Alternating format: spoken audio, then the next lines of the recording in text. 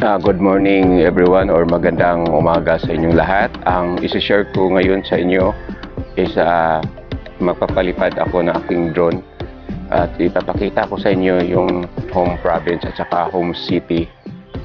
So hindi ako masyadong marunong or expert nitong drone ko. So I gonna go up na lang, then around 117 meters, ganyan kataas lang. Dahil I do only 360, hindi ako mag-hover kung po saan pupunta, hindi ako lalabas sa perimeter ng aming lupa dito. So, as you see, yung camera na katutok sa akin, yun ang gagamitin ko dito sa remote. So, it's early in the morning. So, naglagay ako dito para hindi makaakyat yung alikabok, yung take-off pad ko. So, that's to say that hindi basta-basta makapalipad dito, kailangan pa tayo mag-unlock. So, ito ang drone ko, napaka mahal ko ito kasi it takes a long time to save money para makabili ako ng ganito na drone. Although it's too maliit because it is only a Mini 2. Pero ang dami ko ng video with yung daughter ko ang gumamit nito. So yan. So dito siya maglalan. Aakyat ako doon sa taas tapos iikot na lang yung camera. Pakita ko sa inyo yung 360 ng aming lugar dito. So, ito. Diri na lang. Baka maupuan. Yung cover niya. Tapos is, syempre kukunin ko yung camera para i-mount dito. Then mag-take off na ako.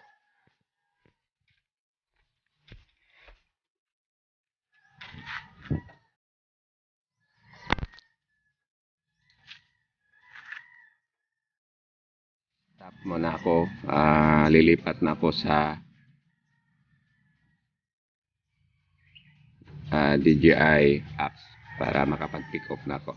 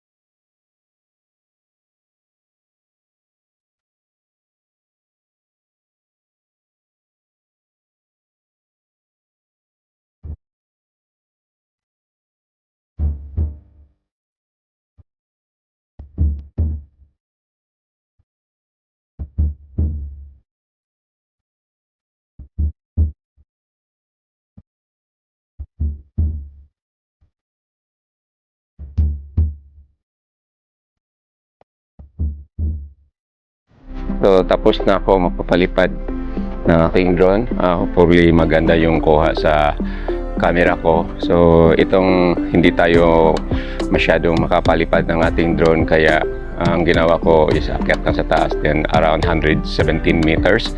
Nag-hover lang ako paikot around 360 to my home city ang home province. Kaya bigla akong bumaba kasi may patak ng ulan ng kaunti. Takot ako baka biglang umulan ng malakas tapos mabasa yung drone ko. So yun lang ang masishare ko about our area and our home city and home province. Ang mga view, sana magustuhan ninyo. So thank you very much sa panonood, or thank you very much for watching my video. Once again, good morning, have a nice day, God bless you all, bye bye.